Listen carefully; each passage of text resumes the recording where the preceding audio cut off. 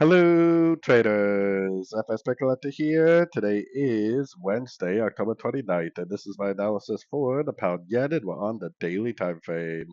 So on the daily time frame, pound yen, we've been making a pretty nice little move down.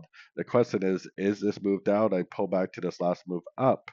There's no reason yet to say this wave B is over, but if we do prove the wave B is over, we potentially will be in a downtrend on the weekly for months. What's going to prove to me that the wave B is over is seeing this break of structure way down here on the daily, because for now, this could just be an ABC, traditional ABC pullback within an uptrend.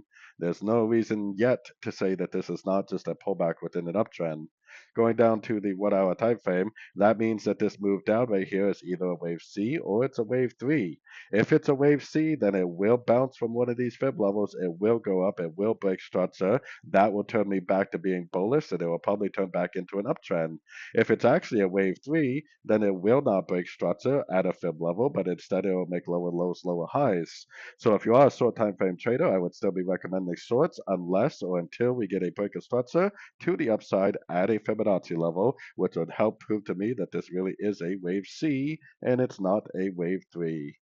So anyways, don't forget to check out my website, linked over here in the corner. And as always, thank you for watching and happy trading.